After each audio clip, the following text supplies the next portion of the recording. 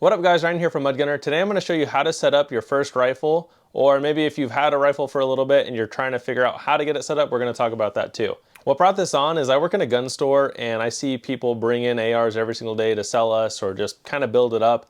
And to be honest, I've seen quite a lot of bad builds, and I think it's just due to a lack of education on ARs themselves, because there's a lot of movies and video games that kind of show off stuff, but they don't actually talk about it. And then there's a lot of companies that make, I would say, not the greatest products, but their goal is just to push out quantity. So I'm going to talk to you guys about maybe some basics that'll help you get into a decent rifle build. We're specifically talking ARs, but this kind of goes with everything, especially accessories. Accessories can go on multiple different types of rifles, so we're going to kind of get into it. So I have a couple here, and we're going to talk a little bit about basics, but basically what we have here, we have an AR-15. Brand doesn't matter as much as far as getting it built up, but I would say do your research and look into good brands. I know it can be a lot to take in, especially since there's like thousands of AR manufacturers. I ordered my first AR online at 18 years old. I was working at the gun store at the time, but yeah, I ordered it online, and at the time, so it was a Daniel Defense. It's not this one, but this is a Daniel Defense. At the time, the store did not carry any at all. So no one at the shop knew about them, and I was the youngest person at the store at that time. I was 18, and they didn't know the brand Daniel Defense, but I did a lot of online research, watched videos that were out at that time, which they were a big company, but I don't feel like they were as big as they are now. So at that time, I just did a lot of my own personal research. I knew a style that I was looking for. I wanted a quad rail. I wanted a gun that I could put my own flip-up sights on, and those were my main two features, is quad rail and a flat top, because a lot of ARs had the front sight posts, which this one's not fixed, this is bolted on, but a lot of companies had, and still to this day, have the fixed front sight post. I didn't care for that, and yeah, I just kind of knew what I wanted, but I researched a lot of brands, and I typed in, you know, what are the best brands at that time, so that was 2015, but so over the course of time, I slowly built it up, but I had a standard that I wanted. So I bought the gun, and then I bought a set of iron sights. My very first set of iron sights were Magpul M-Bus Pros, which this gun has on here.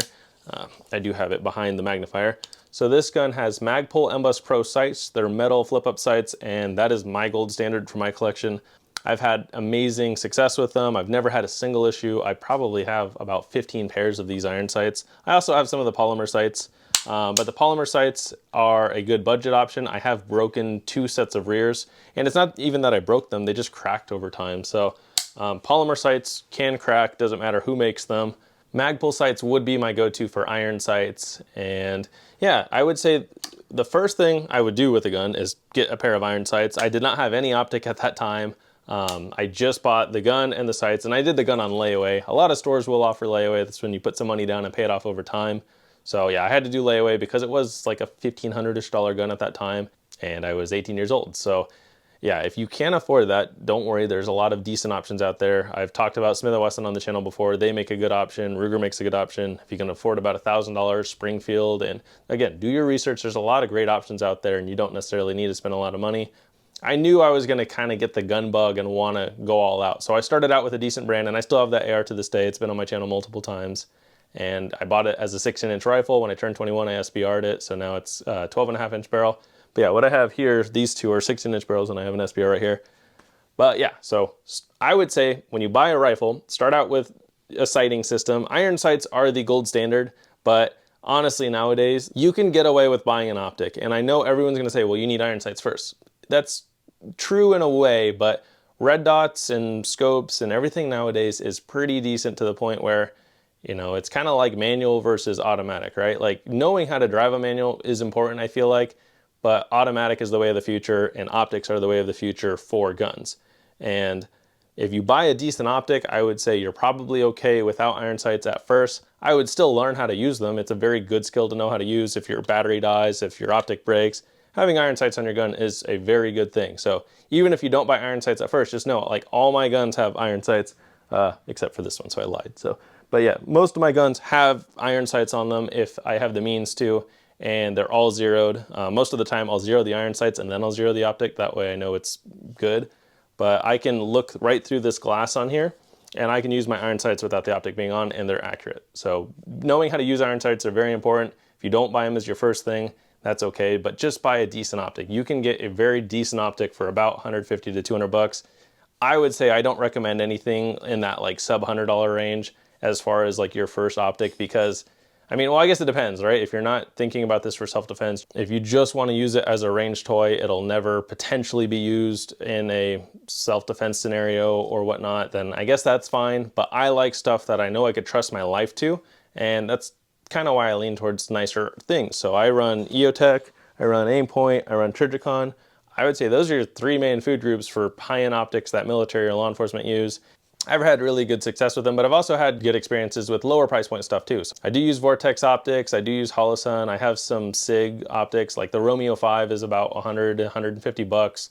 The Vortex, I had a couple of Vortex Venoms, which are their like smaller red dots. I didn't have the greatest luck with those, but I've had good luck with their Strike Eagles, which is their lower price scope, their Spark red dots, their Crossfire red dots. So you don't have to spend a lot of money to get a decent optic. I would recommend just in that $200-ish range, maybe $150 to $200 is the lowest I'd go. If you can't afford that, then I would say if you're gonna only spend 80 bucks, get a set of polymer Magpul sights. These are the steel ones, but get a set of polymer Magpul sights and use those, and you'll get very good off of that. So after you get your iron sights or your optic, I would say the next step is a sling.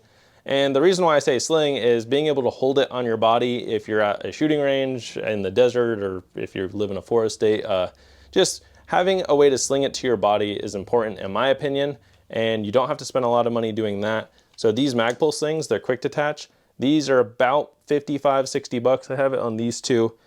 This is the lowest sling that I go with as far as a quick detach point. If you are running a gun that does not need QD points, which are what these are, you can just loop it through whatnot.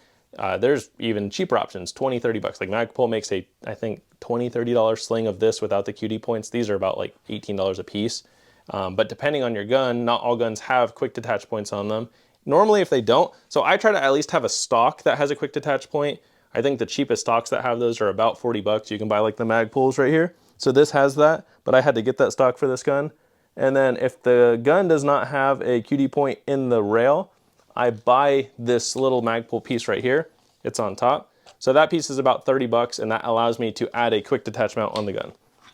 And I like quick detach mounts. There are pros and cons to them. I have had the little ball bearings in here break before, but I've never had them break in a important situation, which is like running drills, or I've done the tactical games twice, and that is a very harsh event, and I use quick detach slings. The only time I've had these ball bearings break is just at home playing with it, like taking my sling off, putting it back on. I've had those pop out before. I don't remember the brand of the QD point, but that is a potential, but these are really designed to be pretty strong. So I'm gonna do a test here, and hopefully it doesn't break on this test, but like,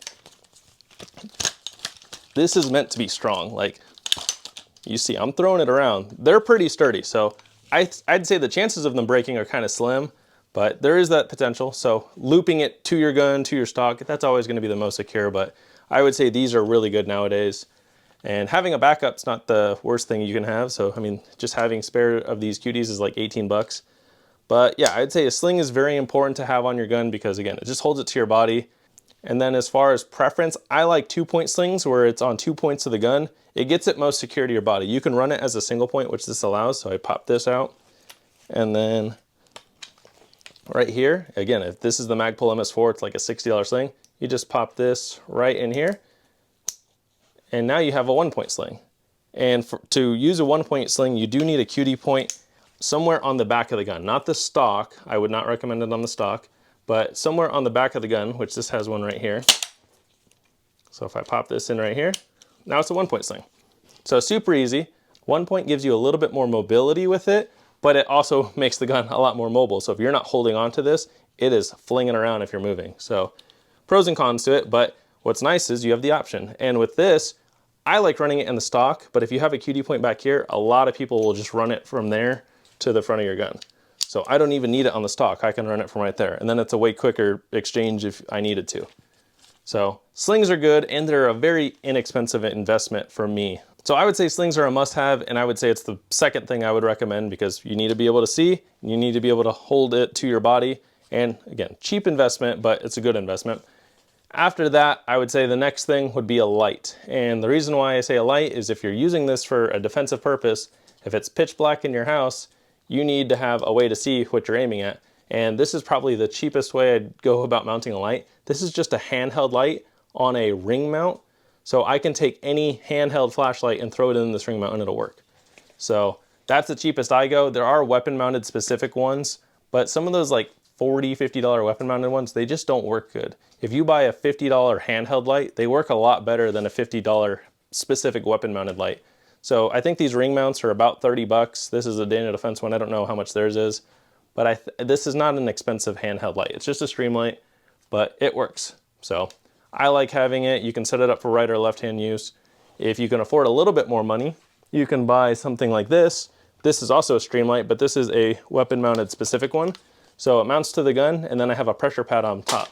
So those run, I want to say about $180 to $200. They have some more expensive ones, but this is a very good option, and it's a little bit more aesthetically pleasing. It's just got that pressure pad.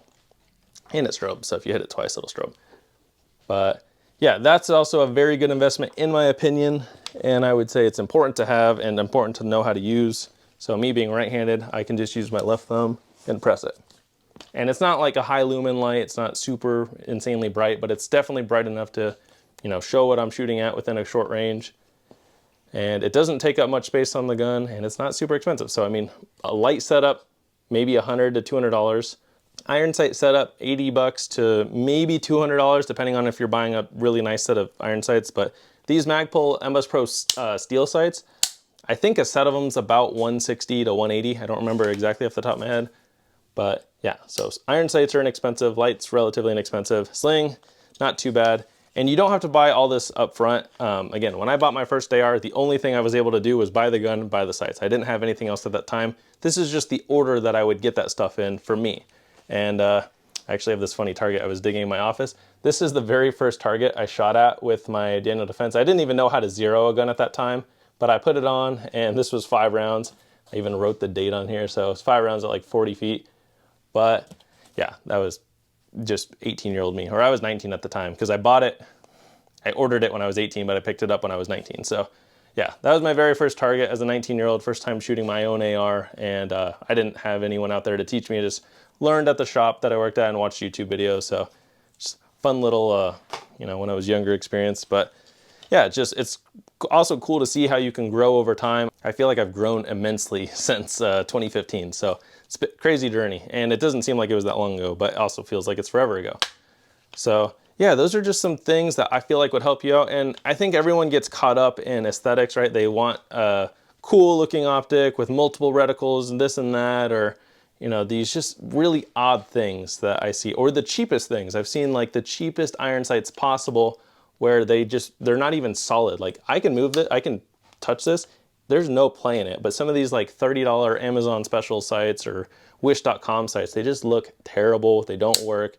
And I would rather see someone spend $80 on iron sights than $80 on a really trashy looking optic. So yeah, just do research, don't buy cheap stuff just because it looks cool. It's not gonna work long term. So buy stuff that, you know, you can get name brand stuff for not a lot of money. Again, iron sights, very good starting point. Sling, not a lot of money, but very usable. I wouldn't buy a cheap wish.com sling. And then as far as accessories go, like vertical grips, whatnot, like you can get this stuff inexpensive, but my focus would be those other things first. Like a grip, $20-ish. Triggers can get a little bit more expensive, but you don't necessarily need a fancy trigger right off the bat. This one I just leave as a bone stock trigger. This one I did upgrade to a Timney trigger, but charging handles, that's also an inexpensive upgrade, but I would just focus on the other things first. Having a nice extended charging handle does help, but I would choose those other things before I work on that.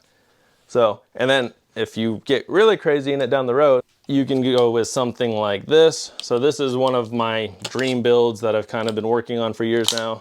And this has a lot of stuff on it. I got a suppressor, I got a light, I got a laser for my night vision, got my optic, got my sling.